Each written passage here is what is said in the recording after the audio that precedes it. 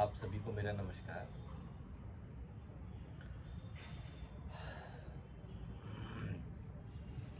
तो आज हम बैठे हैं अपनी झोपड़ी में और देखिए डेली रोज़ाना हमें कहीं ना कहीं तनाव से जो ग्रस्त रहते हैं, जो प्रोफेशनल्स हैं, सर्विस कर रहे हैं या फिर कोई भी कारण की वजह से तनाव आज की समय में आना हमारे लिए बड़ा स्वाभाविक सा हो गया है।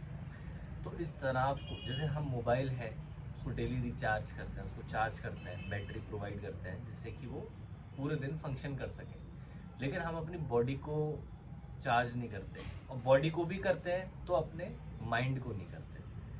तो और माइंड जो है वो हमने देखा है कि अब हमारे कोई भी एक्शन, कोई भी फंक्शन हम करते हैं तो उसके पीछे सबसे बड़ा जो रिस्पॉन्सिबल है वो हमारा माइंड होता है, क्योंकि जो हमारे एक्शंस होते हैं वो हमारे जो थॉट्स हैं, हमारे विचार हैं, उनका ही कहीं ना कहीं वो रूप लेते हैं। तो ये ज़रूरी है कि हम जो विचार, जो हम हमारे अंदर विचार आ रहे हैं, जिनको हम एक्शंस में कन्वर्ट करते हैं, कर्मों में कन्वर्ट करते हैं, तो वो विचार कैसे हैं, अच्छे विचार हैं, बुरे विचार हैं। और तो उसकी जो फैक्ट्री है विचारों की हमारे, वो हमारा मन है। तो इसलिए हमें मन को दुरुस्त करना, उसको रिचार्ज करना बहुत ही ज़्यादा ज़रूरी है आज के समय में। तो इसलिए कुछ ऐसी विधि कह लीजिए है जिसके द्वारा हम अपने आप को, अपने माइंड को चार्ज कर सकते हैं, पीसफुल स्टेट में लेकर आ सकते हैं, क्योंकि उसी के बाद हम कोई भी डिसीज़न अगर अपनी लाइफ का लें तभी वो बेहतर आ पाएगा निकल कर। तो इसलिए हमें अपने माइंड को रिचार्ज करने की बहुत ज़्यादा ज़रूरत है। तो उसी क्रम में हम आगे चलते हुए मैं आपसे कुछ ऐसी विधि डिस्कस करने वाला हूँ जो मेरे बहुत सारे टाइम के रिसर्च के बाद वो मैंने अडॉप्ट करी है और उससे मुझे रिज़ल्ट भी मिला। तो यहाँ देखिए, मैं किसी धर्म संप्रदाय विशेष की बात नहीं करूँगा, किसी जाति धर्म से जुड़ी हुई विधि नहीं है, क्योंकि ये एक सार्वजनिक है और जब तक बात सार्वजनिक ना हो तो मज़ा नहीं आता। मैं क्योंकि मैं एक हिंदू धर्म से बिलोंग करता हूँ और हिंदू धर्म हमें, सनातन धर्म यही सिखाता है कि वसुदेव कुटुंब, तो हम तो पूरे विश्व को अपना ही परिवार लेकर चलना चाहते हैं। तो इसलिए अगर मैं कोई ऐसी बात करूँगा जिससे किसी की भावनाएं, धार्मिक सांप्रदायिक भावनाएं आहत हों, तो वो उचित नहीं होगा।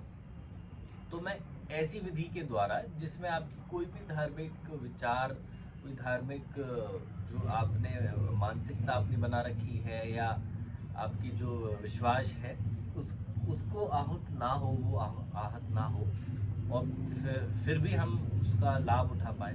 तो देखिए, यहाँ मैं किसी ईश्वर, भगवान, कोई देव या कोई इस तरह की बात नहीं करूँगा, क्योंकि वो हमारे सिर्फ हिंदू धर्म की बात आप बोलोगे कि भाई हिंदू धर्म है वो।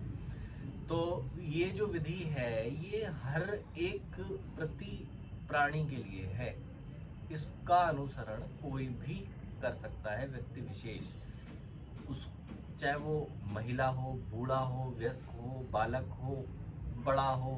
तो देखिए, जो बात सही है वो सब पर लागू करनी चाहिए, ठीक है ना।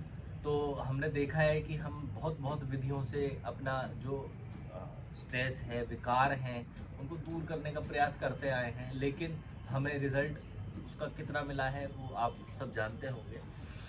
तो एक बार ये विधि भी सही। तो देखिए, इसमें मैं जो आपसे बात करना चाहूँगा, आज के समय में जो भी हमें पूजा प्रार्थना के लिए कहा जाता है वो सब काल्पनिक है कहीं ना कहीं हमारे लिए। काल्पनिक में कैसे कहूँगा, मैं ये नहीं कहता कि वो कभी एग्जिस्टेंस उनका नहीं रहा, है ना, लेकिन मैं ये ज़रूर कहूँगा कि वो आज हमारे सामने नहीं है, और कई लोगों को वो कठिनाई होती है जो उनके सामने नहीं होता। आपकी बुद्धि है, विवेक है, तो वो कई बार बीच में आ जाता है कि ये अगर हम जैसे जो मूर्ति पूजा करते हैं, मैं उनका सम्मान करता हूँ, और लेकिन फिर भी बहुत से लोग होते हैं जो मूर्ति पूजा को एक्सेप्ट नहीं कर पाते। उनको लगता है कि ये पत्थर की मूर्ति को पूजा करने से हमें कैसे अ, हमारे भाव स्ट्रांग हो पाएंगे, या कैसे हमें शांति या जो वो जो चाहते हैं वो कैसे उन्हें अनुभव हो पाएगा। तो देखिए, वो भी एक अपनी एक अलग विधि है, लेकिन जिसका एक जड़ रूप में, एक बुनियादी तरीके से ही उसका उस पर विश्वास नहीं बन पा रहा है, तो वो क्या करे। तो इसमें हमारी कोई मूर्ति पूजा की बात नहीं है, कोई हमारे शास्त्रों को पढ़ने की बात नहीं है। हम जो बात करेंगे, जो करेंगे सिर्फ और सिर्फ श्वासों पर। देखिए, श्वास एक ऐसा विषय है, एक ऐसा सत्य है जो हम जुटला नहीं सकते, ठीक है ना।